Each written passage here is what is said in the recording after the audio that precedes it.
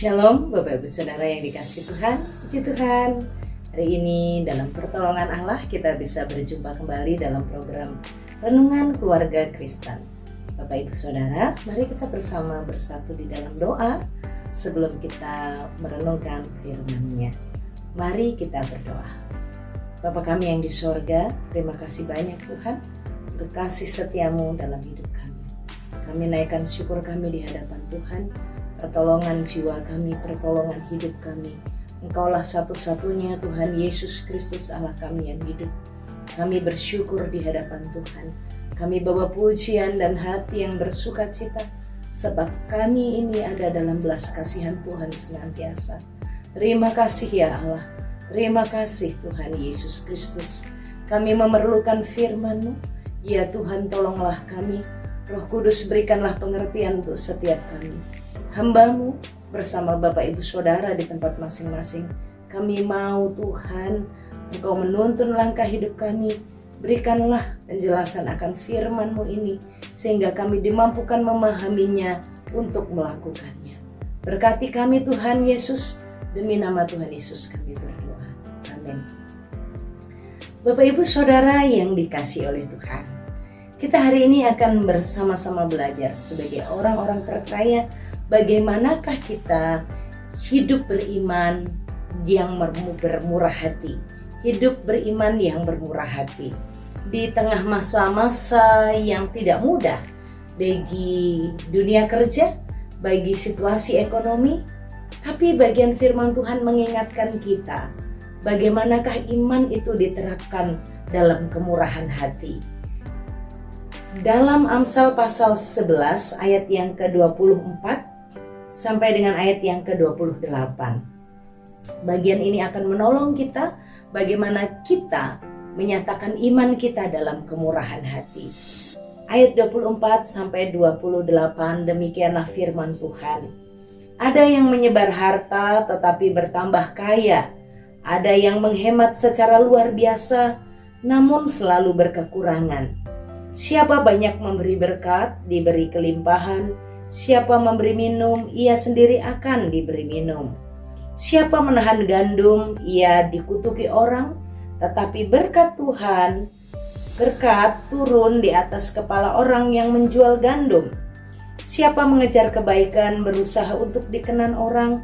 Tetapi siapa mengejar kejahatan, akan ditimpa kejahatan. Siapa mempercayakan diri kepada kekayaannya, akan jatuh. Tetapi orang benar akan tumbuh seperti daun muda. Bapak Ibu Saudara yang dikasihi oleh Tuhan, di bagian terakhir ayat 28 dikatakan, tetapi orang benar akan tumbuh seperti daun muda, seperti tunas, ya, seperti tunas. Tetapi orang benar akan tumbuh seperti daun muda. Bapak Ibu Saudara yang dikasihi oleh Tuhan, bagaimana orang percaya mengaplikasikan imannya dalam kemurahan hati di zaman yang tidak mudah ini, di zaman yang sulit, yang keras, yang kalau kita melihat pekerjaan, banyak orang kehilangan pekerjaan dan banyak orang berjuang dengan keras untuk kebutuhan hidup. Bapak Ibu Saudara, bagian firman Tuhan ini adalah Amsal, kumpulan-kumpulan dari Amsal yang mengingatkan bagaimana kita sebagai orang-orang beriman harus hidup dalam kemurahan hati. Teks ini tidak mengajarkan untuk kita memberikan persembahan di bait Allah. Teks ini tidak mengajarkan bagaimana kita memberikan persembahan kepada Tuhan. Memberi persembahan bukan menyebar harta. Memberi persembahan beda konteksnya dengan memberi berkat, ya.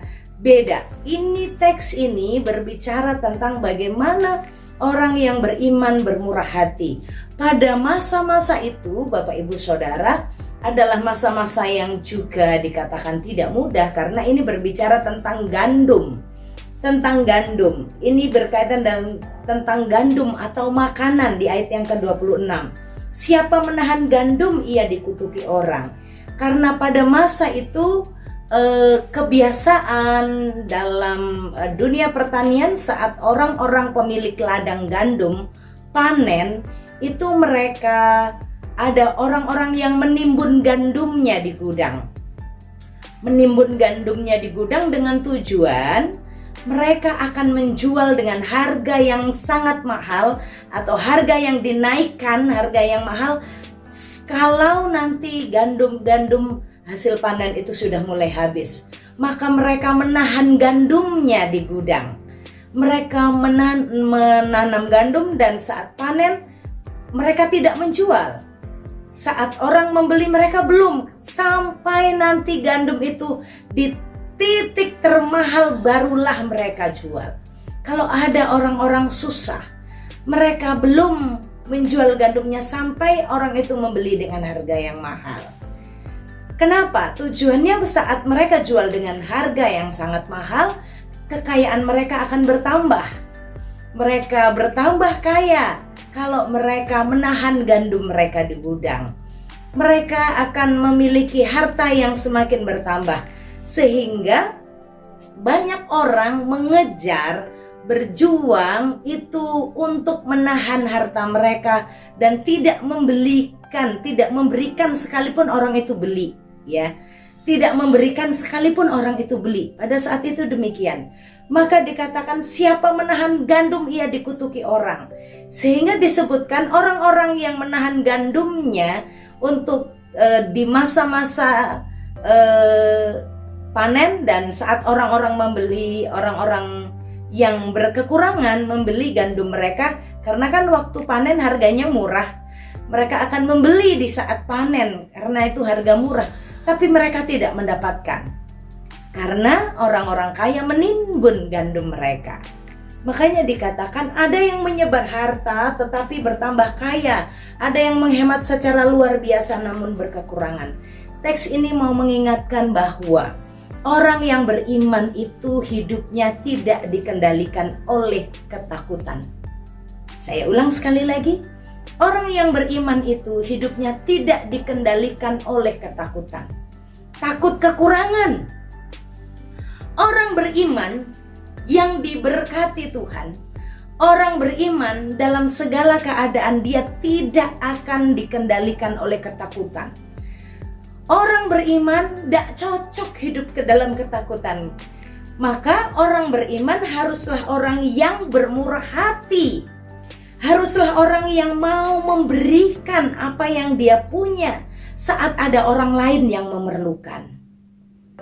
Ada orang yang menahan karena rasa pelitnya, takut kurang. Karena nanti kalau memberi itu menjadi berkurang. Kalau berkurang berarti jadi turun kekayaannya, jadi miskin. Ini konsep yang salah. Alkitab mengingatkan orang beriman yang sesungguhnya adalah orang yang berani dalam berbagi. Orang yang sukacita dalam memberikan berkat-berkat bagi sesamanya. Bapak Ibu Saudara, ini bukan berbicara tentang manajemen. Tapi teks ini mengingatkan ada orang yang karena takutnya, bahkan untuk makan diri sendiri aja dihemat-hemat, takut nanti ada masa kekeringan, mereka nggak punya makanan, saking takutnya untuk makan diri sendiri aja sampai diperhitungkan sehingga kegisinya, sehingga tidak memikirkan sampai rasa yang penting begitu. Karena apa? Karena rasa takutnya. Banyak orang-orang bukan tidak memiliki apa-apa, tapi karena dikendalikan rasa takut, karena takut kurang, karena takut jadi tambah berkurang, maka jangankan untuk orang lain, untuk diri sendiri aja perhitungan. Apalagi untuk memberi sesamanya. Apalagi mau menjual, mau berbagi gandum.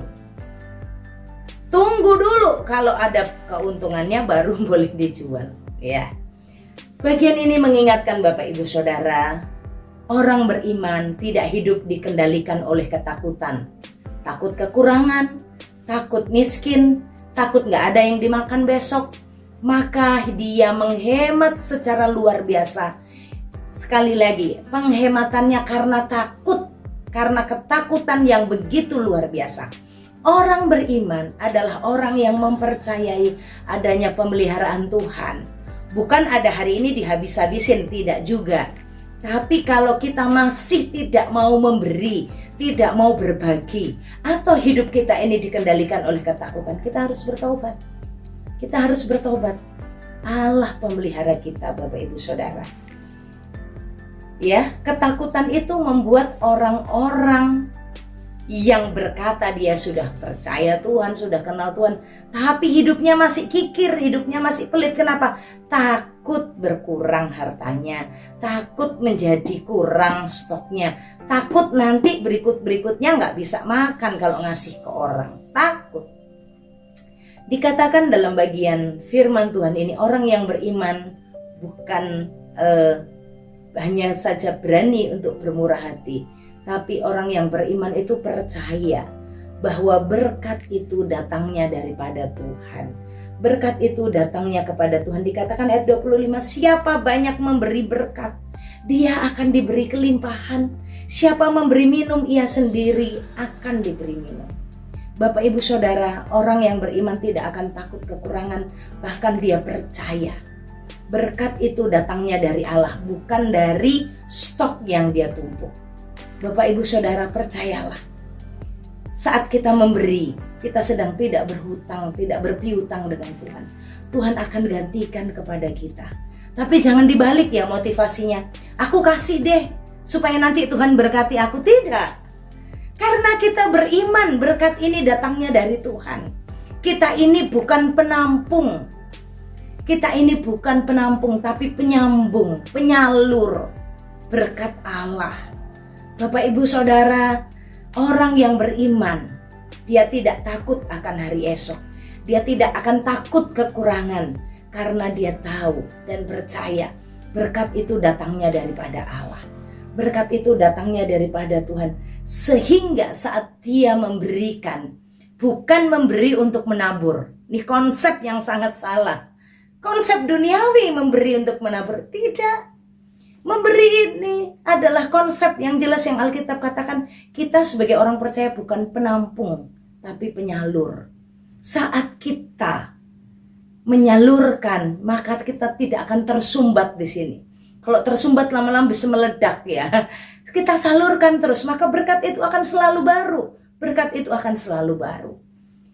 Bapak Ibu Saudara yang dikasihi oleh Tuhan, siapa mengejar kebaikan, menyenangkan sesamanya, membuat sesamanya diberkati, membuat sesamanya bersuka cita, orang-orang yang lapar akan dikenyangkan. Jangan kejar kejahatan, jangan kejar pelit, jangan dahulukan diri sendiri. Ayat 28, jangan percayakan dirimu kepada harta kekayaan, tapi percayakan kepada Tuhan. Karena siapa mempercayakan diri pada kekayaannya akan jatuh. Bapak Ibu Saudara, mari kita jalani hari ini dengan beriman kepada Allah. Orang yang beriman itu tidak takut, tapi berani, percaya. Orang yang beriman itu, dia mengerti bahwa dia bukan penampung, tapi penyalur berkat Tuhan. Orang yang beriman itu adalah orang yang selalu melakukan kebaikan-kebaikan, kemurahan hati bagi sesamanya.